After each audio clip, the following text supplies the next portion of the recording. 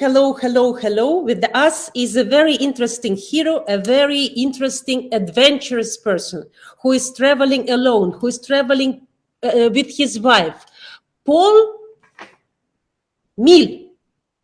Yeah, Paul Niel. Yeah. Paul Niel. Paul Niel, this adventurous guy, he is conquering one biggest mountain. Then he's waiting one day and he's conquering another mountain. I think after you conquer Everest, you should sit in the house and drink beer. But instead of that, he's going to conquer one more mountain. And my first question to you, Paul Niel, why you doing such extremely different jobs? You conquering the biggest mountains in the world, the biggest peaks, and what is this? It's a kind of protest to the boring life, or it's in your heart to do something adventurous? Hi, and thanks for having me, and thanks for allowing me to share a few thoughts. Interesting question, and I ask myself that sometimes. I think I have an urge to experience something new, to have new experiences and venture in new places. And for one significant chapter of my life is a passion towards mountains, and I like to climb into mountains. I grew up in Austria in a small village, and obviously for me, I have an affinity to going out and explore new places in the mountains, and that's something I'm really deeply passionate about. It's also a place where I find my, how shall I say, the quietness, or the place where I have my mind in sort of an equilibrium. And I think that's something that everyone should find, this moment where you find yourself in line with our nature, with the surroundings, where I can come up with new thoughts and ideas, and where I just feel like whole. And I have to say that not necessarily needs to be the highest mountain in the world. I had probably even more experience that were closer to my heart in other places, and adventures that maybe are What is not. the highest mountain at the moment, Paul, that you climbed? Oh, Is that it was Mount Everest. It was Mount Everest? Everest, the highest that I climbed. But I think there is a lot of places or where I felt myself, who this is now really, this is an amazing place, is an amazing experience that maybe does not have as much headline exposure as climbing Mount Everest. Now, having said that, if you're doing adventures, sometimes you need funding. So having climbed a very recognizable peak doesn't do any harm, and obviously helps you to to go on further adventures. What was among all these adventures that you did? Because you were in the ocean, because you were in the mountains, and you were everywhere. What was the most dangerous and difficult physically? Ooh, okay. I think dangerous. Yes, there were moments where I felt like, yeah, maybe the risk. I have pushed the risk a little bit too wide, and I think there has been moments where, also in retrospect, one has the feeling, oh, the exposure has been too far. I personally probably touched my limit a few years ago when I was climbing on a not very difficult peak, but I totally misjudged the situation, got myself into a place where I probably should not have been, and I fell more than 20 meters before I hit the ground. And I'm probably now retrospectively lucky to be here to be able to share that story. And thankfully, at that time, my wife, who was the person on the other end of the rope, stopped my fall, and I'm eternally grateful for her to do that. And I think one of the biggest sort of topics that I have is learn from this chapter, learn from everything. Like it's so you go away and you have a big success, you want to learn from that, but more importantly, if it's something which seems to be a failure, to turn a failure into something positive, is to actually learn further, make sure it doesn't happen again. And I think it's the biggest thing that I take away from my fall, but also other situations that I have been in life, where I think like, hey, is it an adventure that didn't work out that way? Is it something that was not to the way I imagined it? Is what can I learn from this? What can I take away from that for the next time to not repeat that situation, not getting into the same situation again? This time when I can say that your wife saved you. Can I Yeah, say like that? yeah, yeah. What was the feeling to you?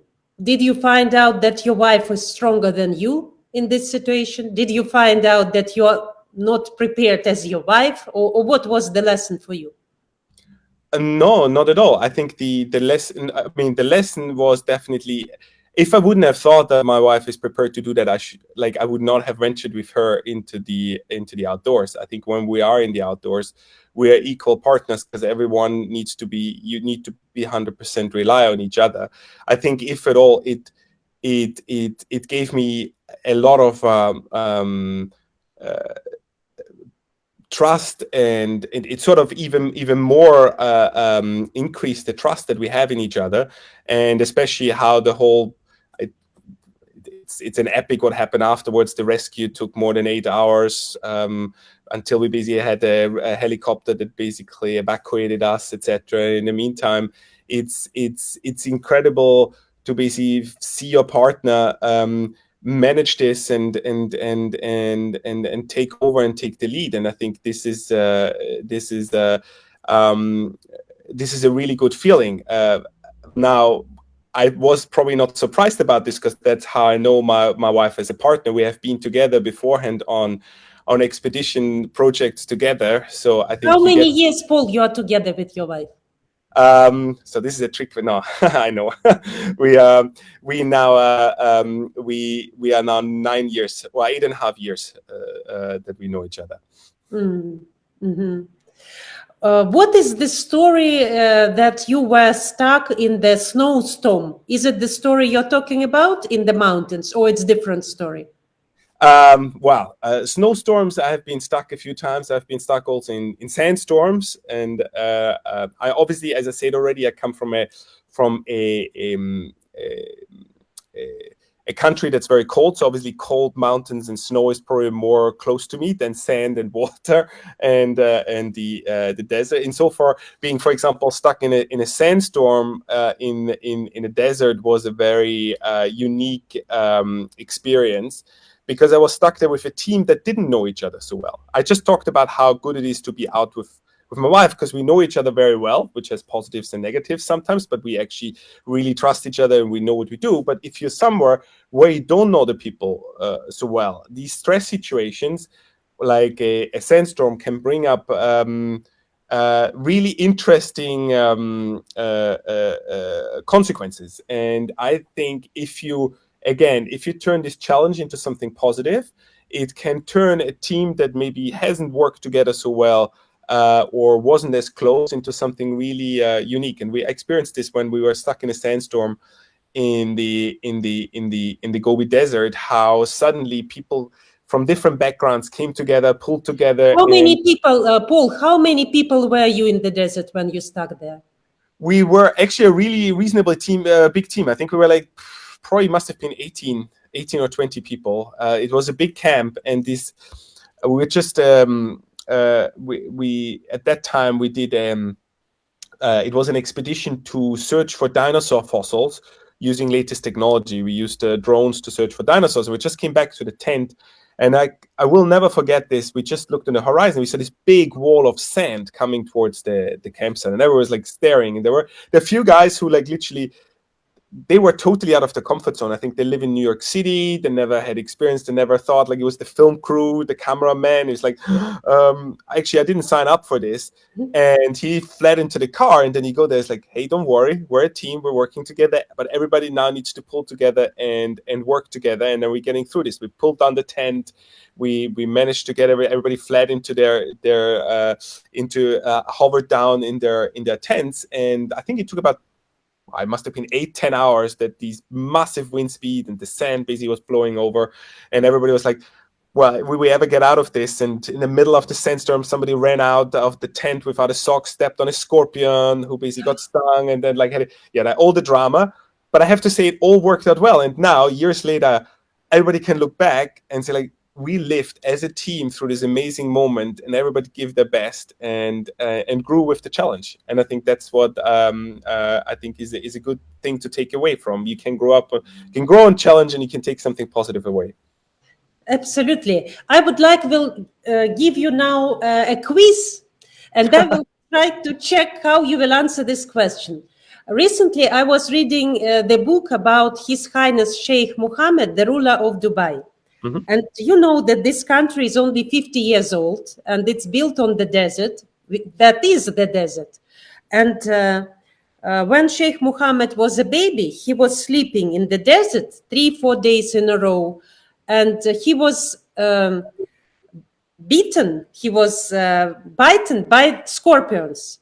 And they even put them on purpose into his bed.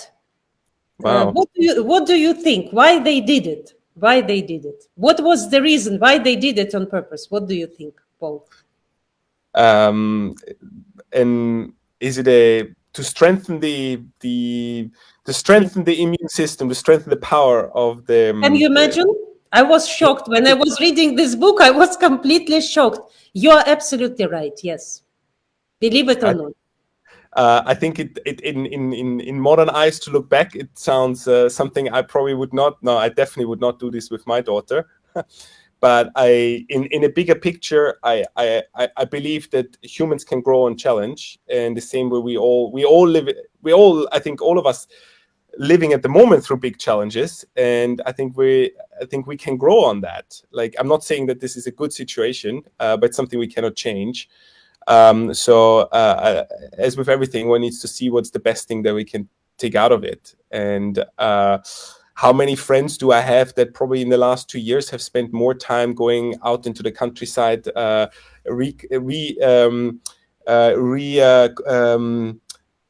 rediscovering their home area around their places that they probably would never have done. I spent in the last year a significant amount of time in Hong Kong, and Hong Kong is pretty much locked off from the world now. It's really difficult to travel in and out. And there, everybody has just rediscovered the areas around their living spaces, because we have just been more confined into our local places, and that might be something positive. So again, I think challenges create opportunities.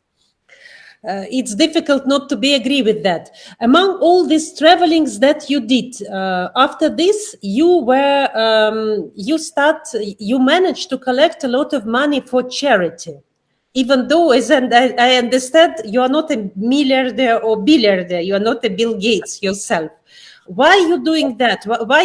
Is it after you saw what you did in the mountains and in the traveling, you start doing that? What made you doing that? I think it's an interesting journey. I think when I started my first mountain adventure, I did most of the stuff for myself. Like, I have a passion, I want to climb a mountain. And then it sort of started to grow. I was like, how about I do something that's not just like for myself, but it's something that has also a meaningful, has a bigger impact. And that was the easiest way to basically create impact. Was at the beginning was when I transitioned out of my past career into sort of this life more adventuring, is basically to raise money, because that's something I actually knew about and know how to basically get along with. And that was fulfilling. But I think the interesting part is that the journey didn't stop there. I think it was the first part of a journey.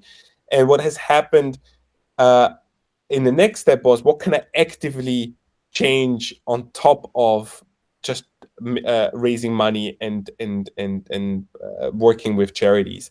So the first example was a few years ago, I drove a motor rickshaw tuk-tuk through the south end of India to the north end. And it was an idea that was born, I don't know, over a few drinks. And then somebody said, like, what if we're not just doing this for ourselves? What are we doing more about it? And then there was a week later, after we had this conversation, I attended a charity event where an Indian charity was presenting about the problem of girls' educations in India and how difficult it is for girls to get access to schooling. And I said, like, but this is going to be interesting. Maybe this was this was like planned.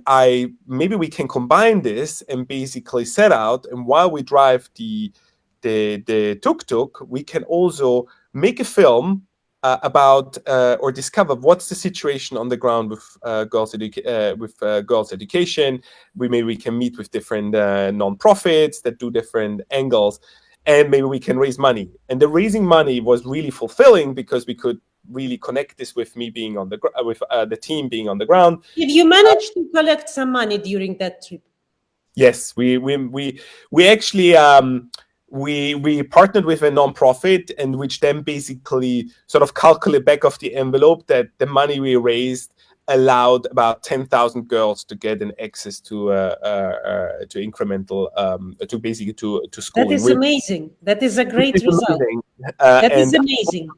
Was very fulfilling, and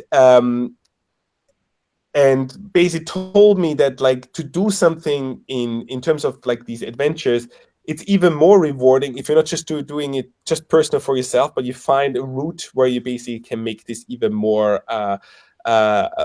impact others. And I think that's something that I have consistently tried to keep in line with every adventure that has followed. What do you consider, Paul, at the moment your biggest achievement? To have a great family and raise a wonderful daughter. I think that's probably my achievement I'm the proudest about. And then to be able, I mean, I'm a lucky person. I have the surroundings that allow me to basically to venture into new places, to have new adventures. And I think it's really hard to pick something in retrospect which was my biggest achievement, whether it was for me personally to climb some mountains. I think the biggest achievement is to be healthy and to be back, and that people are healthy around me, because it's so easy to find the goal to go one of these adventures. Is like, you need to reach the goal and only then it counts. No, actually, the biggest achievement to come back in one piece and being able to share the story and being able to be alive. Definitely, the biggest achievement is to go there, but also to come back. Yeah, because only to go there, we will not consider it an achievement. It's not. And what you will recommend to people? Our blog is called Hidden Hero. It's to people who maybe are not that brave as you to go on the adventure, they want to go on the mountains. They want to go to the ocean. They want to start a new business. They want to start collecting charity. They want to get married. But by some reasons, they're afraid. They have fear. Maybe we will collapse. Maybe we will lose. Maybe it will not go out. Maybe we will lose money. What you will recommend to hidden heroes?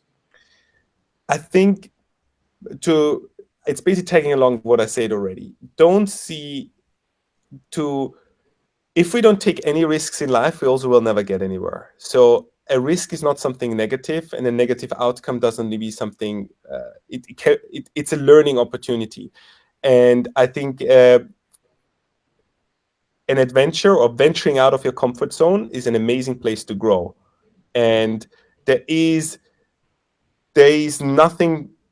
no downside to basically taking some risk in your life and basically venturing and try to grow on them. And I think that's what I can go on. Like with everything you do in life, try to learn from them and try to bring a little bit of adventure every day. And maybe it's just going to a new restaurant, going to a hike you have never been, going to a beach you have never started, or meeting somebody that is new, or going to an, I don't know, if we can meet people again and we're coming back to a normal world, like trying to meet and talk to a stranger. And I think you can make unique discoveries and grow on them and enrich your life.